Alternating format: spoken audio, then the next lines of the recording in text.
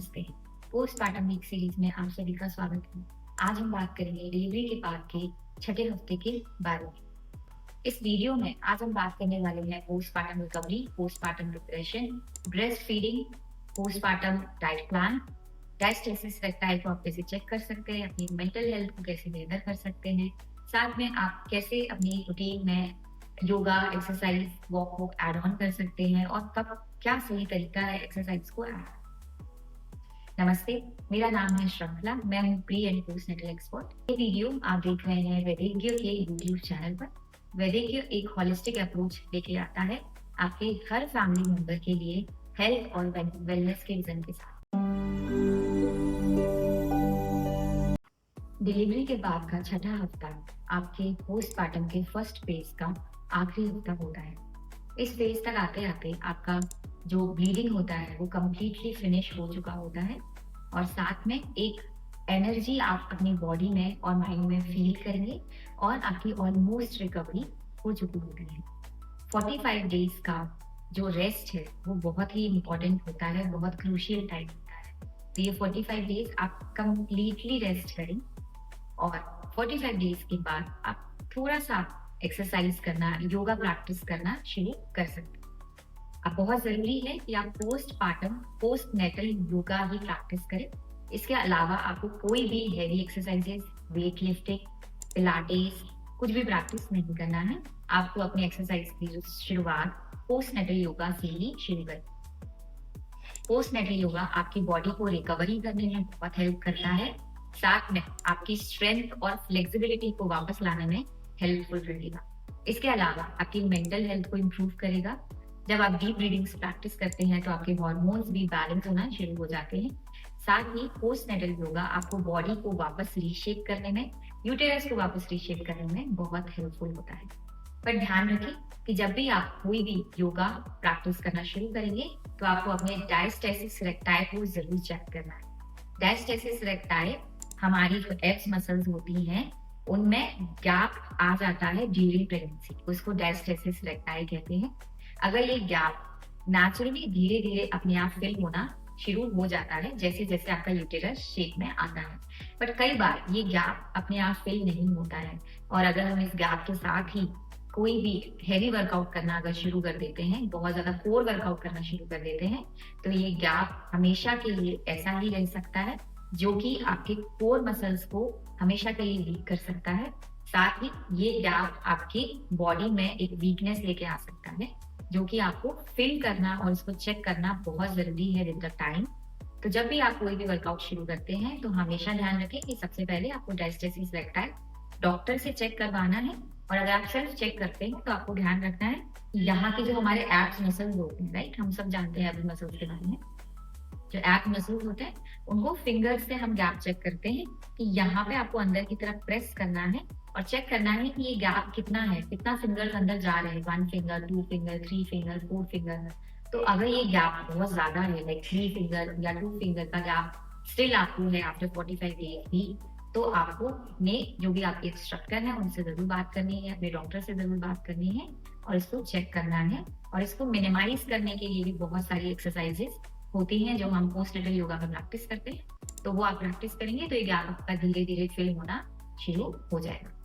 अगर diastasis recti के साथ होते हुए भी हम हैवी वर्कआउट अगर शुरू कर देते हैं तो फिर ये गैप के फिल होने के चांसेस बहुत कम हो जाते हैं, जो कि आपके कोर को बहुत वीक कर देता है, आपके वेट को बहुत डिस्टर्ब कर देता है और जो बल्जिंग बेली होती है, जो हमारी प्रेगनेंसी के बाद की जो बेली होती है, वो हो सकता है कि आप उसको कम करने में बहुत परेशानी फील करते हैं। तो बहुत जरूरी है कि डायस्टेसिस रेक्टाई को कोई भी लेके में ना ले और ये जरूर चेक करें आप अपने डॉक्टर के साथ और अपने pre natal post natal instructor के साथ। पोस्टपार्टम के छठे हफ्ते के बाद आपका फर्स्ट फेज पोस्टपार्टम रिकवरी का फिनिश हो चुका होता है।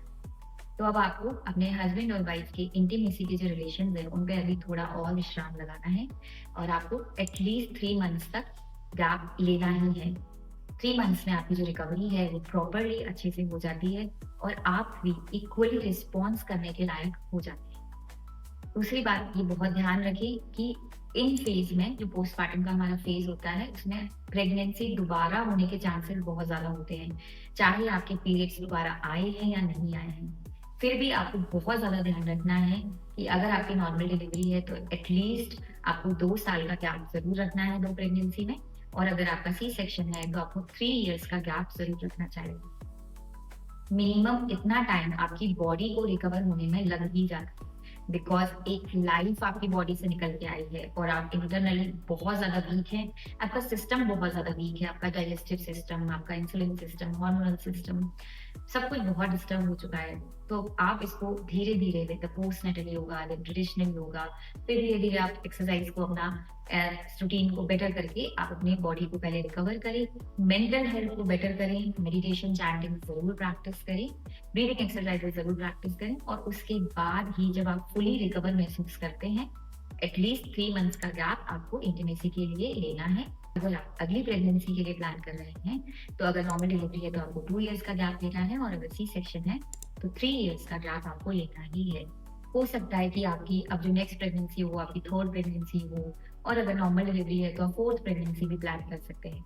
बट अगर सी सेक्शन है तो 3 प्रेगनेंसी से ज़्यादा प्लान करना आपकी हेल्थ के लिए खतरनाक हो सकता है। तो आपको सी सेक्शन के केस में 3 प्रेगनेंसी से ज़्यादा प्लान नहीं करना चाहिए। नॉर्मल डिलीवरी के केस में आप 4 प्रेगनेंसी प्लान कर सकते हैं। बट ध्यान रखिए, प्रेगनेंसी बहुत चैलेंजिंग फेज़ है, आफ्टर डिलीवरी इसके से भी ज़्यादा चैलेंजिंग फेज़ है। तो आप मेंटली और फिज़िकली पहले खुद को कंप्लीटली प्रिपेयर करें और उसके बाद अगली प्रेगनेंसी प्लान करें। 45 डेज़ के बाद अब थोड़ा आप बाहर निकल सकते हैं, थोड़ा-सा घूम सकते हैं, थोड़ा चेंज कर सकते हैं, ट्रैवलिंग भी कर सकते हैं। बट 45 डेज़ तक आपको बाहर का अभी नहीं खाना है, इस चीज़ का ध्यान रखें। आई नो आज का कल्चर बहुत अलग है, चीज़ें बहुत डिफरेंटली वर्क करती हैं। स्टिल आपको आई स्ट्रांगली बिलीव कि आपको 6 महीने तक बाहर की चीज़ें नहीं खानी चाहिए। छठे हफ्ते के बाद से आप अपनी डाइट में घर का बना हुआ खाना, जैसे कि दाल, चावल, सब्जी, रोटी, हरी सब्जियाँ, salads, butter milk, curd, dairy products, सब कुछ ऐड कर सकते हैं और सब कुछ अच्छे से खा सकते हैं। बस ध्यान रखें कि आपका जो रात का खाना है वो लाइट होना चाहिए, जैसे कि हरी सब्जी और रोटी, और दिन के खाने में आप जैसे कि पनीर, दाल, ऐसी चीज़ें ले सकते हैं। साथ में अभी आपको राजमा, चने, छोले, हैवी चीज़ें अभी कुछ टाइम तक अवॉइड करनी है। दालें आप हर तरीके की ले सकते हैं, हरी सब्जियाँ आप हर तरीके की खा सकते हैं, डेयरी प्रोडक्ट्स आप हर तरीके के कंज़्यूम कर सकते हैं, फ्रूट्स भी आप हर तरीके के अब अपनी डाइट में ऐड कर सकते हैं। ध्यान रखें, फ्रूट खाने का जो समय होगा वो मॉर्निंग 9 से लेके इवनिंग 5 का रहेगा। तो आपको इस विंडो के बीच में ही फ्रूट्स कंज़्यूम करने हैं। आपको अपनी डाइट में दलिया ज़रूर ऐड रखना है, चाहे वो आप दूध के साथ लें, चाहे आप नमकीन लें, जैसा भी आपको पसंद है। बट आप दलिया ज़रूर लें, ये आपकी वेट लॉस में भी हेल्प करेगा, साथ में आपकी फीड को भी बेहतर बनाए रखने में हेल्प करता है। अगर हम हर्ब्स की बात करें तो आपको दशमूला रिष्ट काढ़ा अभी लेते रहना है। आप चाहें तो दिन में 2 बार की जगह आप 1 बार लेना उसको शुरू कर सकते हैं, और साथ में आपको शतावरी अपनी डाइट में ज़रूर ऐड करना है। जब भी आप दूध लेते हैं, रात में दूध लेते हैं या दिन में लेते हैं, तो उस दूध के साथ आपको 1 चम्मच शतावरी ऐड ऑन करके वो ज़रूर अपनी डाइट में ऐड। आज के टाइम में ब्रेस्ट फीड ना आना बहुत कॉमन प्रॉब्लम होती जा रही है। हमें इसके रूट कॉज पे काम करना बहुत ज़रूरी है। तो सबसे पहले आपको अपने ध्यान रखना है कि आप प्रीनेटल योगा ज़रूर प्रैक्टिस करें। प्रेगनेंसी के दौरान अगर आप एक्टिव लेते हैं, एक्सरसाइज प्रैक्टिस करते हैं, वॉक करते हैं, अच्छा हेल्दी डाइट लेते हैं, तो ऑटोमेटिक आपके जो ब्रेस्ट में चेंजेस होते हैं प्रेगनेंसी के दौरान वो बहुत ही अच्छे तरीके से होंगे। साथ में जब आप मेडिटेशन, चैंटिंग्स प्रैक्टिस करते हैं, तो एक पॉजिटिविटी आपके अंदर बनी रहती है, जिसकी वजह से भी आपकी बॉडी बहुत अच्छे से रिस्पॉन्स करती है, और आप भी जब हैप्पी रहते हैं तो ऑटोमेटिक आपके हार्मोन्स बहुत अच्छे से वर्क करते हैं। सिमिलरली डिलीवरी के बाद भी पॉजिटिव रहना, हैप्पी रहना बहुत ज़रूरी है एक अच्छे फीड के लिए।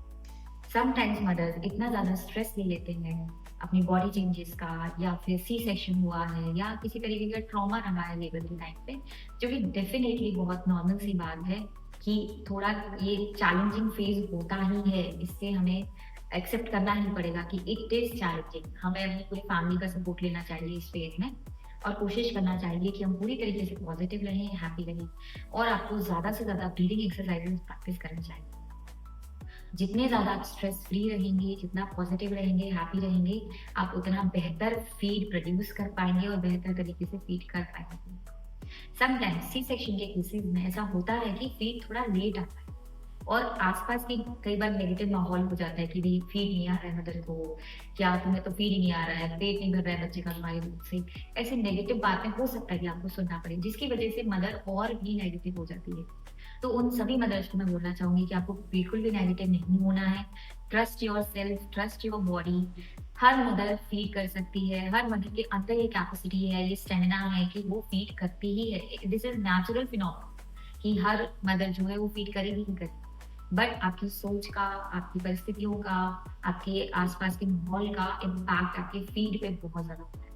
तो आप कोई भी परिस्थिति है आप उसको नहीं बदल सकती, बट अपनी मन स्थिति आप बदल सकते हैं। अपनी मन की स्थिति को पॉजिटिव रखना है, हैप्पी रखना है, एंड कीप ट्राइंग।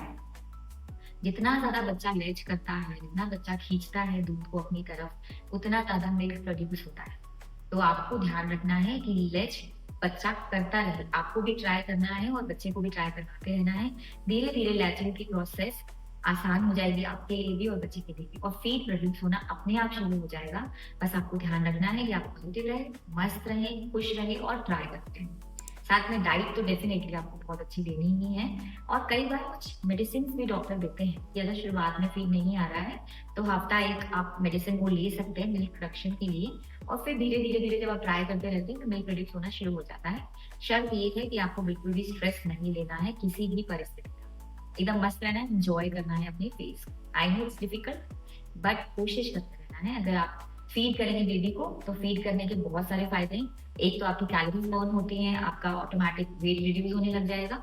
दूसरी बात ये है कि आपका एक जो शेप है, बॉडी शेप है, वो एक उभर के आएगा, विमेन के जैसा एक लुक आएगा आपकी बॉडी पे।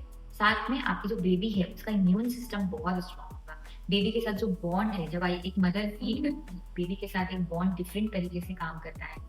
एक अलग ही सेटिस्फेक्शन एक मदर को फील होता है फील करते हैं। तो वो सेटिस्फेक्शन आपको और हैप्पीनेस देगा, एक हैप्पीनेस के हार्मोन रिलीज करेगा। साथ में आपकी बेबी को भी तंदुरुस्त और इम्यून आपका उसका स्ट्रॉन्ग बनाएगा। तो ब्रेस्ट फीडिंग जरूर करनी है और हर मदर को करनी चाहिए और इसके लिए प्रयास करते रहना चाहिए। और सभी प्रयासों के बाद भी अगर आपको फील नहीं आ रहा है तो कोई बात नहीं, आपको इस बात की चिंता बिल्कुल भी नहीं करनी है ऐसा क्यों हो रहा है, कोई बात नहीं।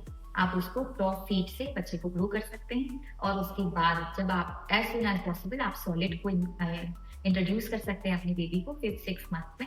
और उसके बाद भी आप अच्छे खाने से और घर के खाने से उसके इम्यून सिस्टम को स्ट्रॉन्ग कर सकते हैं, उसको हेल्दी बना सकते हैं। और बॉन्ड मदर और बेबी का तो हमेशा ही बहुत अच्छा होता है, तो उसमें आपको बिल्कुल चिंता करने की जरूरत नहीं। आप जितना ज्यादा खुश रहेंगे आप उतने बेहतर तरीके से अपने बच्चे का पालन पोषण कर पाएंगे। तो सबसे पहले जरूरी है आपकी खुशी, आपकी हेल्थ, फिर बेबी अपने आप खुश होगा और हेल्थ। 45 डेज के बाद आप बच्चे को लेकर आराम से ट्रैवलिंग कर सकते हैं। ध्यान रखें कि आप बाहर का ना खाएं डेफिनेटली, कोशिश करें घर का ही खाना ले जाएं, घर का खाना खाएं। बट आप थोड़ा सा चेंज के लिए बाहर घूमने जा सकते हैं, बच्चे को भी थोड़ा बाहर ले जा सकते हैं। थोड़ा ध्यान रखें कि इन्फेक्शन प्रोन जगहों पे आप ना ले जाएं, बहुत ज्यादा जो पब्लिक प्लेसेस है वहां ना ले जाएं अभी बच्चे को, क्योंकि वो छोटा है और उसका इम्यून सिस्टम भी बहुत वीक है। तो आपको ध्यान रखना है, बट थोड़ा सा डेफिनेटली चेंज के लिए बाहर घर से निकल सकते हैं। इतने छोटे बच्चे के साथ आपको जो ध्यान रखने वाली बात है वो ये है कि बहुत ज्यादा आपको सनी डे में भी उसको लेके नहीं जाना है, जब बहुत ज्यादा शार्प है, बहुत ज्यादा तेज है, और साथ ही बहुत ज्यादा इवनिंग और नाइट का टाइम है, तब भी आप बच्चे को बाहर लेके ना जाए। क्योंकि रात के समय में एक तो हवा लगने का भी रहता है कि बेबी को जल्दी अगर मौसम वेदर देखना पड़ेगा कि कैसा है, तो शाम के समय हवा ठंडी होती है, इन्फेक्शन बहुत जल्दी हो जाते हैं शाम के समय में। शाम के समय में बेबीज जनरली बहुत डल और लो फील करते हैं। तो शाम के समय में आप कोशिश करें कि घर पे रहें, थोड़ा पॉजिटिव एनवायरनमेंट के साथ रहें, उनको खेलें, उनके साथ बात करें, तो बेबी थोड़ा बेहतर महसूस करता है। और शाम के टाइम आपको भी खुद को पॉजिटिव एनवायरनमेंट में रखना चाहिए, क्योंकि ये समय ऐसा होता है जिसमें थोड़ा डल आप महसूस कर सकते हैं। तो जो बेस्ट टाइम है बेबी के साथ आउटिंग का वो है मॉर्निंग टाइम, जिसमें आप थोड़ा सा जब हल्की हल्की धूप होती है तो उस टाइम पे आप बच्चे को बाहर ले जाएं। थोड़ा आपका सन एक्सपोजर उसका होगा, थोड़ा सा धूप वो लेगी, थोड़ी सुबह की जो फ्रेश एयर है वो आप लोगे, बच्चा भी लेगा, तो वो आप दोनों की हेल्थ के लिए बहुत अच्छा है। तो 45 डेज के बाद आप जरूर एक मॉर्निंग रूटीन अपना ऐसा रखें जिसमें धूप में फ्रेश हवा में आप और आपका बच्चा जरूर मिले।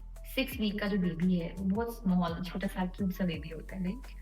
तो अभी आपको बहुत ज्यादा उसके साथ कोई भी किसी चीज के लिए प्रेशराइज नहीं करना है कि कोई रूटीन बिल्डअप करना है, जस्ट उसको नेचुरली रहने देना है।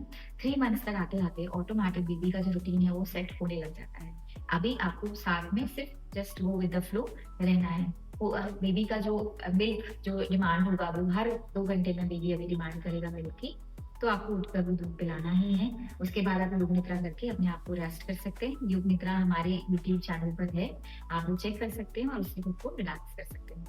इसके बाद आपको बेबी की मालिश दिन में 2 बार ज़रूर करनी है। हल्के हाथों से मसाज करें, कोशिश करें कि आपका कोई फैमिली मेंबर ही उसकी मसाज करे। उसको अच्छे से आप अगर सर्दी का मौसम नहीं है, तो आप उसको बाथिंग भी अच्छे से कर सकते हैं। क्लीन रखें बेबी को बहुत ज़रूरी है और हल्के कपड़े आप उसको पहनाएँ। अगर गर्मी का समय है, बहुत ज़्यादा कवर नहीं करना है। समटाइम्स हम जैसे एसी चलाते हैं, अगर बहुत ज़्यादा गर्मी है या फैन चलाते हैं, तो बच्चे को बहुत ज़्यादा कवर कर देते हैं कि कहीं इसको हवा ना लगे या हम बाहर निकलते हैं। बहुत ज़्यादा कवर करने की ज़रूरत नहीं होती है। जैसा आपको फ़ील हो रहा है टेम्परेचर, जैसा एक मदर फ़ील कर रही है गर्मी या सर्दी, सिमिलरली बच्चा भी वैसे ही फ़ील कर रहा है। तो आपको अपने अकॉर्डिंग ही बच्चे को भी कवर करना चाहिए। ओवर कवरिंग की वज़ह से बच्चा को हीट ज़्यादा हो सकती है, जिससे उसको दाने आ सकते हैं फेस पे, बॉडी पे, और वो बहुत ज़्यादा वर्स्ट कंडीशन फिर बच्चे के लिए और आपके लिए हो सकती है। अगर गर्मियों का समय है, तो आप कॉटन के हल्के कपड़े ही बच्चे को पहनाएँ। फुल स्लीव्स क्लोथ्स हो सकते हैं क्योंकि मॉस्किटोज़, मच्छरों और इंसेक्ट से भी हमें बेबी को बचाना है, तो फुल स्लीव क्लोथ्स हो सकते हैं, बट कॉटन के हल्के कपड़े ही आपको पहनाना है। इसके अलावा अगर विंटर्स हैं, तो विंटर्स में जो फ़ॉर्मूला होता है, वो ये कि जितने लेयर्स आपने पहने हैं, उससे 1 लेयर ज़्यादा हम बच्चे को पहनाते हैं। जितने लेयर, जैसे मान लो आपने 2 पहने, तो हम बच्चे को 3 पहना सकते हैं। बट ध्यान रखें कि जो इनर वियर्स होंगे वो बच्चे के कॉटन ही होंगे। डायरेक्ट वूलन बच्चे को नहीं पहनाना चाहिए, उसकी स्किन बहुत सॉफ्ट है, तो वूलन उसके स्किन को रैश कर सकता है और उसको पिंपल्स या दाने भी हो सकते हैं। तो आपको ध्यान रखें, कॉटन तो आपको इंक्लूड रखना ही है बच्चे की क्लोथिंग में हमेशा ही। बच्चों की जो पैरों की मसाज है वो ऊपर की तरफ होनी चाहिए, पीठ की जो मसाज है वो नीचे की तरफ होनी चाहिए, पेट की मसाज भी नीचे की तरफ होनी चाहिए। उसके बाद शोल्डर्स में आप साइड्स में मसाज कर सकते हैं, शोल्डर्स और आर्म्स पे। तो इस तरीके से मसाज रूटीन आपको दिन में 2 बार बच्चे का ज़रूर बनाना है। ये भी गैस स्ट्रेस को रिलीज़ करने में हेल्प करता है। साथ ही बच्चे को एक एक्सरसाइज़ हो जाती है, बच्चे की एक्टिव हो जाता है, उसका जो मिल्क है, जो भी उसने फीड लिया है, वो भी अच्छे से डाइजेशन हो जाता है और फिर अच्छे से बच्चा गहरी नींद में सोता है। तो रात के टाइम मालिश करना इसलिए ज़रूरी है सो दैट वो गहरी नींद में बच्चा अच्छे से सोए और जिससे आप भी अच्छे से रेस्ट कर पाएँ। अब आप मसाजिंग के साथ बच्चे के थोड़े से मूवमेंट्स कर सकते हैं हाथ-पैर की, जिसमें पैरों की साइक्लिंग करवाना, हाथों का क्रॉस करवाना, लेग्स का क्रॉस करवाना। ऐसे करने से बच्चे का जो फूड है वो अच्छे से डाइजेस्ट हो जाता है और उसको गैस्ट्रिक इश्यूज़ नहीं होते हैं। बच्चों में रात के समय में स्पेशली गैस्ट्रिक इश्यूज़ बहुत ज़्यादा होते हैं, जिसकी वजह से अननेसेसरी आपको फ़ील होगा कि बेबी क्यों रो रहा है? बट उसको पेट में दर्द रह रहा होता है, गैस्ट्रिक इश्यूज़ हो रहे होते हैं, जिसकी वजह से बेबी रोता है। तो आपको क्या करना है, अब जो भी हम ये साइक्लिंग वाला कर रहे हैं प्रोसेस, हाथ-पैरों का थोड़ा-सा मूव करना, एक्सरसाइज करवाना, थोड़ा-सा स्ट्रेच करना हल्के हाथों से, और साथ में पेट पर बच्चे के ज़रूर क्लॉकवाइज़ आपको मसाज करनी चाहिए ऑयल से। पीठ पे आपको डाउनवर्ड जो होता है नीचे की तरफ मसाज करनी चाहिए। उससे गैस्ट्रिक जो होता है, जो भी गैस अंदर बने होते हैं गैसेज़, वो सब रिलीज़ हो जाते हैं। पोस्टमार्टम से रिलेटेड यदि आपका कोई सवाल हो, तो आप हमें कमेंट बॉक्स में ज़रूर लिखें, या किसी भी परेशानी से आप जूझ रहे हैं, तो आप हमें बताएँ, हम ज़रूर उसका समस्या का समाधान लेकर आएँगे, ताकि आप खुश रहें, स्वस्थ रहें, मस्त रहें, आराम करते रहें। नमस्ते।